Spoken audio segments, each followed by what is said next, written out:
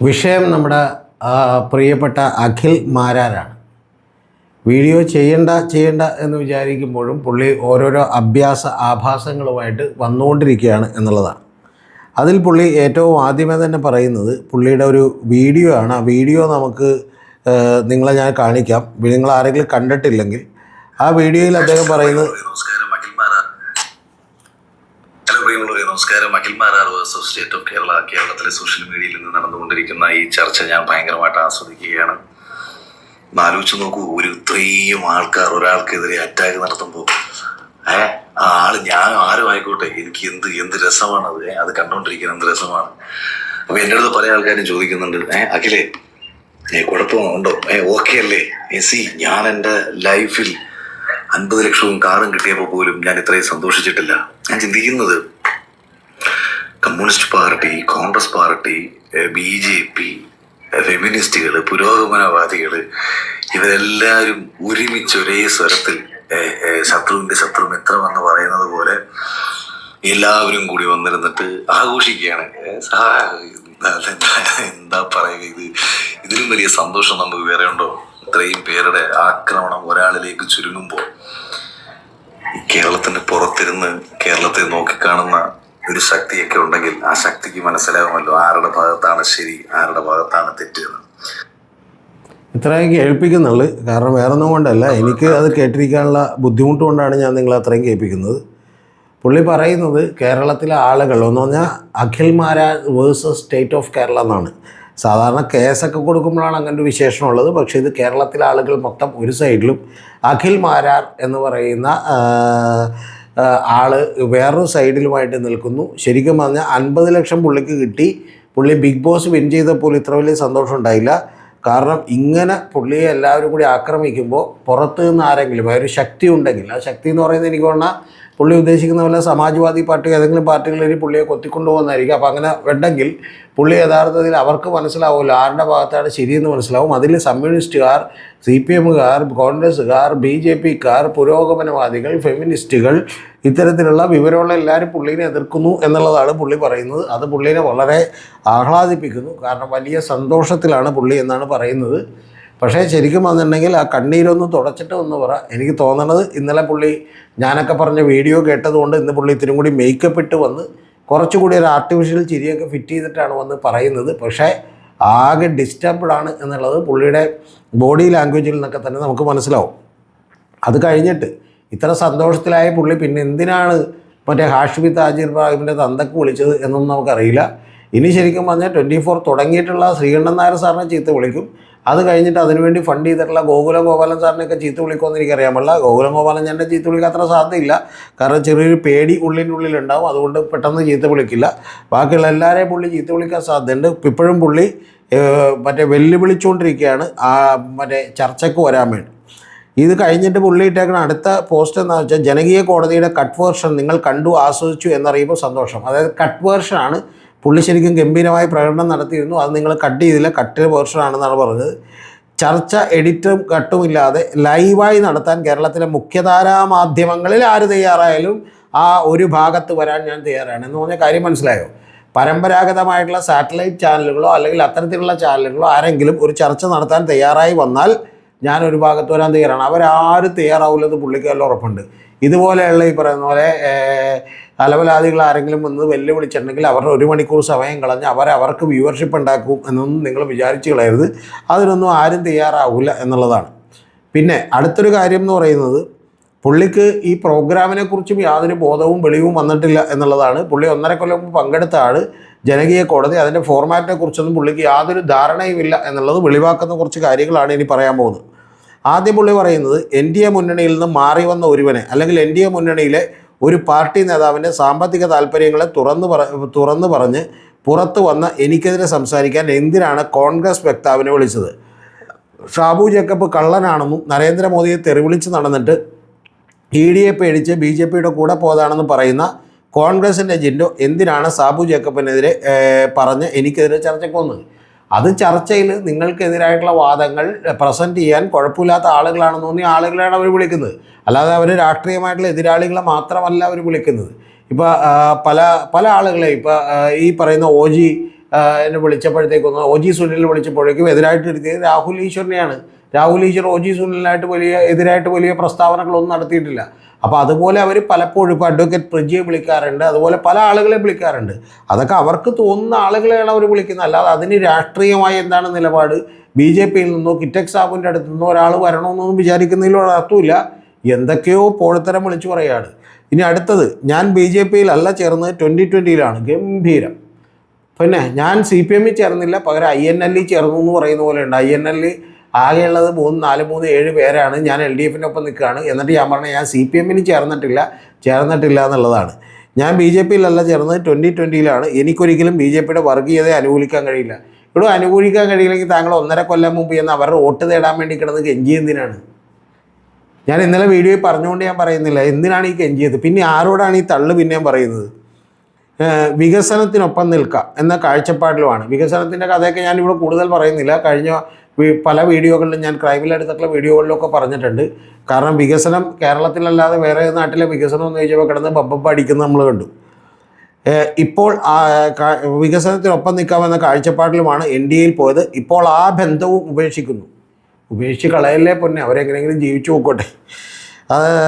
ദയവ് ചെയ്ത് എന്നെക്കൊണ്ട് BJPയെ ന്യായീകരിപ്പിക്കരുത് എന്ന് ഞാൻ അവരുടെ വ്യക്താവല്ല എന്ന് പറഞ്ഞിട്ട് ഹാഷ്മി എന്തിനാണ് എന്നെ BJPക്കാരനായി ചിത്രീകരിക്കാൻ ശ്രമിച്ചത്?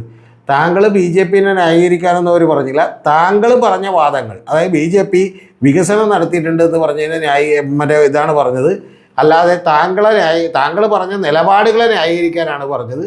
യഥാർത്ഥത്തിൽ ഈ പ്രോഗ്രാമിൻ്റെ കാര്യമെന്ന് പറയുന്നത് മാരാരെ ആകെ മനസ്സിലാക്ക്, ഒരൊറ്റ കാര്യമേ ഉള്ളൂ. താങ്കളെ വിചാരണ ചെയ്യാണ്. അത് താങ്കളുടെ ഇതേവരെയുള്ള ജീവിതം, താങ്കളുടെ നിലപാടുകൾ, അല്ലാതെ ഏതെങ്കിലും രാഷ്ട്രീയ പാർട്ടിയുടെ നിലപാടുകൾ പറയാൻ താങ്കൾ വന്നിരിക്കേണ്ടതല്ല. അത് അവരന്തസ്സായിട്ട് വന്നിരുന്നോളും. രാഷ്ട്രീയമായി മുന്നോട്ട് പോകാൻ 2020-ക്ക് താല്പര്യമില്ല എന്നതാണ് അവരിൽ നിന്നും അകന്നു പോകാനുള്ള കാരണം എന്ന് ഞാൻ പറഞ്ഞിട്ടും ബൈക്ക് വിറ്റത് പച്ചക്കള്ളം എന്ന് പറഞ്ഞാൽ അറിയതും സാബു സാർ എന്ന് പറഞ്ഞ പുള്ളിയെ ന്യായീകരിക്കാവുന്നത് എന്തിനാണ്? ബൈക്ക് വിറ്റത് പച്ചക്കള്ളമെന്ന് പറഞ്ഞാൽ അറിയത് ബൈക്ക് വിറ്റ കഥ തള്ളായതുകൊണ്ടാണ്. ഒന്ന്. രണ്ടാമത്തത്, രാഷ്ട്രീയമായി മുന്നോട്ട് പോകാൻ താല്പര്യമില്ലെന്ന് പറയുമ്പോൾ 2020 വളരാൻ ശ്രമിക്കുന്നില്ല എന്നുള്ളത് താങ്കളുടെ കുണ്ഠിതമോ പരിഭവമൊന്നുമല്ല.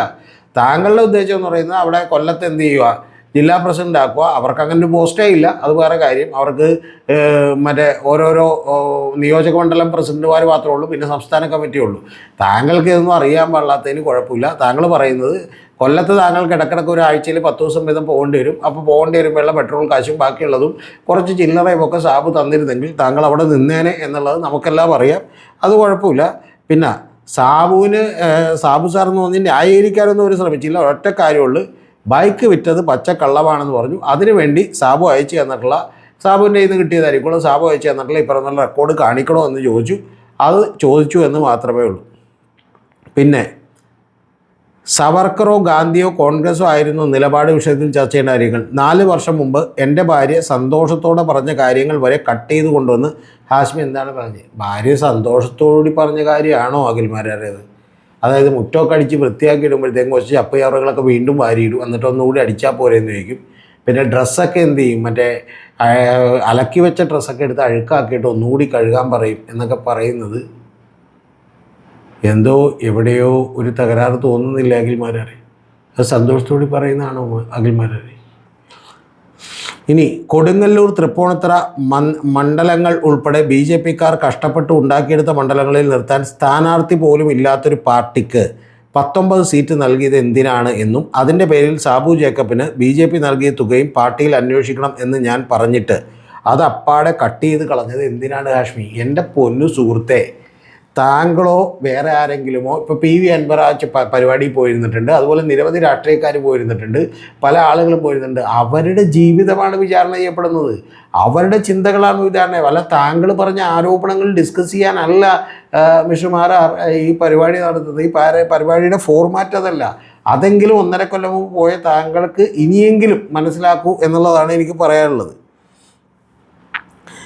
ഷോയുടെ ഇൻട്രോ ഷൂട്ടിൽ ഇത്ര അല്പത്തരം ഞാൻ വേറെ കേട്ടിട്ടില്ല. ഷോയുടെ ഇൻട്രോ ഷൂട്ടിൽ പറഞ്ഞത് വീണ്ടും തെറ്റിയപ്പോൾ വീണ്ടും ഷൂട്ട് ചെയ്യാൻ ഹാഷ്മി പറഞ്ഞപ്പോൾ ചിരിച്ചുകൊണ്ട് ഞാൻ പറഞ്ഞു, എന്തിനാ ഹാഷ്മി പറഞ്ഞത് മാറ്റി പറയുന്നത്? ഒരു ഇൻട്രോ ഷൂട്ടിൽ മാറ്റി ഷൂട്ട് തെറ്റിപ്പോയിട്ടുണ്ടെങ്കിൽ വീണ്ടും ഷൂട്ട് ചെയ്യുന്ന പോലെയാണോ നിലപാട് പറഞ്ഞത് മാറ്റി പറയുന്നതൊക്കെ? അതും ഇതുമായിട്ട് കമ്പയർ ചെയ്യുന്നു.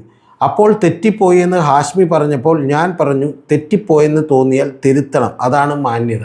ഇത് എന്ത് പോയിൻ്റ്, എന്തൊരു അവിഞ്ഞ പോയിൻ്റാണ് മാരാരെ ഇത്. ഇനി അടുത്തത്, ഇതൊക്കെ ചർച്ച ചെയ്യണ എന്നെ പറഞ്ഞാൽ മതി.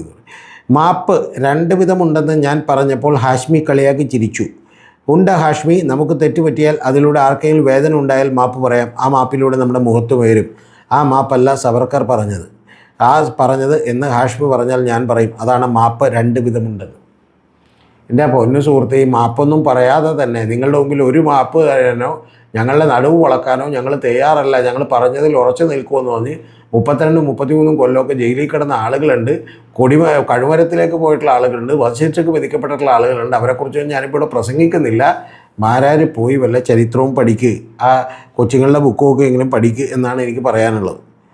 ഇനി അടുത്തത്, മയക്കുമരുന്നും പെണ്ണുപിടിയുമായി നടക്കുന്ന ആളുടെ അടുത്തത്, ഒരാൾ നമ്മളോട് സ്നേഹത്തോടെ പെരുമാറുമ്പോൾ അയാളോടുള്ള നമ്മുടെ അഭിപ്രായവും അതേ വ്യക്തി നമ്മളെ ചതിക്കുമ്പോഴുള്ള നമ്മുടെ അഭിപ്രായവും ഒന്നാണോ എന്ന് പറഞ്ഞതിനെ ഹാഷ്മി പരിഹസിച്ച് തള്ളുന്ന ആരെ സംരക്ഷിക്കാൻ. അങ്ങനെ സ്നേഹത്തോടെ പെരുമാറുമ്പോഴും ചതിക്കുമ്പോഴും ഒക്കെയുള്ള അഭിപ്രായങ്ങൾ വെച്ചിട്ടാണോ രാഷ്ട്രീയം തിരഞ്ഞെടുക്കുന്നത്? രാഷ്ട്രീയത്തിൻ്റെ നിലപാട് എന്താണ്, ആശയങ്ങൾ എന്താണ് എന്നാണെന്നൊക്കെ താങ്കൾ പഠിക്ക്. ഇതുപോലെയുള്ള ഈ പറയുന്ന പോലെ എന്താണ് ലളിതവൽക്കരണമായിട്ട് 3ാം ക്ലാസ്സിലെ പിള്ളേർ പറയുന്ന പോലെയുള്ള കാര്യമായിട്ട് വരില്ലേ.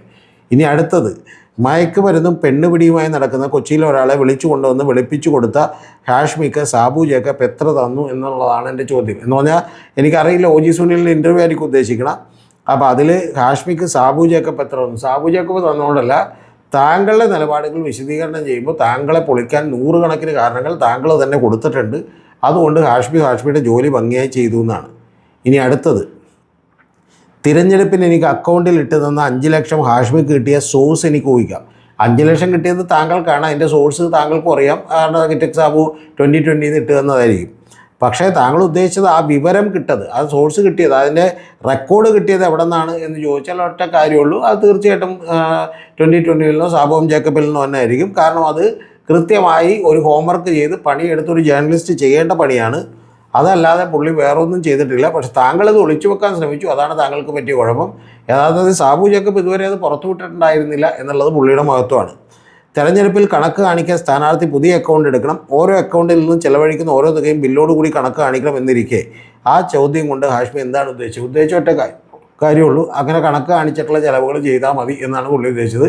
താങ്കൾക്ക് അതുപോലെ കണക്കിൽപ്പെടാത്ത കുറച്ച് കാശ് കിട്ടണം, അതിൽ നിന്ന് എന്ത് ചെയ്യണം, കുറച്ച് ഭാഗം അടിച്ചും മാറ്റണം. യഥാർത്ഥത്തിൽ താങ്കൾ ഈ പോസ്റ്റർ അടിച്ച് സിനിമ സ്റ്റൈലിൽ ഇങ്ങനെ നിൽക്കുന്നതും പിന്നെ ഇങ്ങനെ ഇരിക്കുന്നതൊക്കെ ആയിട്ടുള്ള പോസ്റ്റർ അടിച്ച് വെക്കാനുള്ള കാശ് മുതൽ താങ്കൾ ഈ പറയുന്ന പോലെ കുടിച്ച വെള്ളത്തിൻ്റെ കാശ് വരെ അവരാണ് കൊടുത്തത്. പക്ഷെ താങ്കൾക്കത് പോരാ, താങ്കൾക്ക് ഈ ഒരു മാസം നിന്നതിന് ഒരു 5-10 ലക്ഷം രൂപയുടെ കൂലി കിട്ടണം. പിന്നെ മാസം അത് കൃത്യമായിട്ട് കിട്ടിക്കൊണ്ടിരുന്നാൽ താങ്കൾ എന്ത് ചെയ്യും, താങ്കളുടെ ഇടക്ക് താങ്കളുടെ വ്യക്തിപരമായ ആവശ്യങ്ങൾക്ക് വേണ്ടി കൊല്ലത്തൊക്കെ പോകും.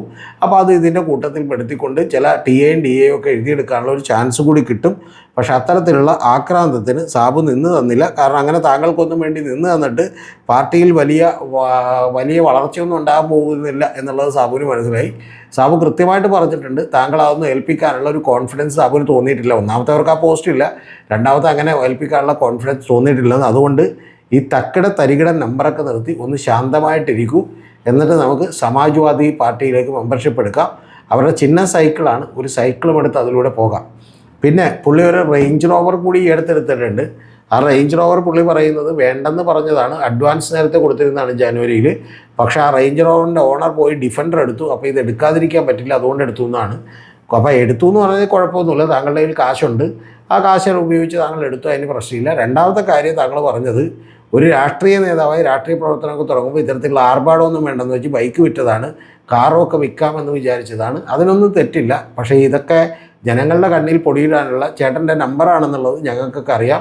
കൂടാതെ ഇപ്പോൾ താങ്കൾ റേഞ്ച് റോവർ എടുത്ത് ഞാൻ തകർന്നിട്ടില്ല, ഞാൻ വലിയ നേട്ടത്തിലാണ് എന്ന് കാണിക്കാൻ വേണ്ടിയിട്ട് പല പരിശ്രമങ്ങളൊക്കെ നടത്തേണ്ട, അത് നടത്തിക്കും, അതിനൊന്നും കുഴപ്പമില്ല. കാരണം അതിലൊക്കെ വീണ് പോകുന്ന ചില ആളുകളുണ്ടാവും. കൂടാതെ താങ്കളിപ്പോൾ എന്താണ് അഗ്നിപരീക്ഷയ്ക്ക് പോകുന്നതിന്, ബിഗ് ബോസ് അഗ്നിപരീക്ഷയ്ക്ക് പോകുന്നതിന് പെർ ഡേ 1.25 ലക്ഷം രൂപയാണ് എൻ്റെ ചാർജ് എന്നൊക്കെ പറഞ്ഞു നോക്കിയിട്ടുണ്ട്. ഇതൊക്കെ അല്പത്തരമാണ്, അതൊക്കെ താങ്കൾ ചെയ്തോളൂ, അതിന് കുഴപ്പമില്ല. പക്ഷേ ഈ ഗിമ്മിക്കും ഇതുമായിട്ട് ഇനി കേരള രാഷ്ട്രീയത്തിൽ നടക്കാൻ പറ്റുമെന്ന് എനിക്ക് തോന്നുന്നില്ല. കാരണം കോൺഗ്രസിനെയും വെറുപ്പിച്ചു, BJPയും വെറുപ്പിച്ചു, ബാക്കി എല്ലാവരെയും വെറുപ്പിച്ചു എന്നുള്ളത് മാത്രമല്ല നാട്ടുകാരെ മൊത്തം വെറുപ്പിച്ചു. ഇനിയിപ്പോൾ താങ്കൾ CJP ലേക്ക് കയറാനുള്ള ഒരു ശ്രമം നടത്തി. പക്ഷെ അതൊന്നും നടക്കാൻ പോകുന്നില്ല. അഖിലേഷ് യാദവ് താങ്കളെക്കുറിച്ച് അറിയാത്തതുകൊണ്ട് ചിലപ്പോൾ ആ പാർട്ടിയിൽ ചേർത്തേക്കും. ഒരു സൈക്കിൾ എടുത്ത് ചവിട്ടി പതുക്കെ ഉത്തർപ്രദേശിലേക്ക് വിട്ടു.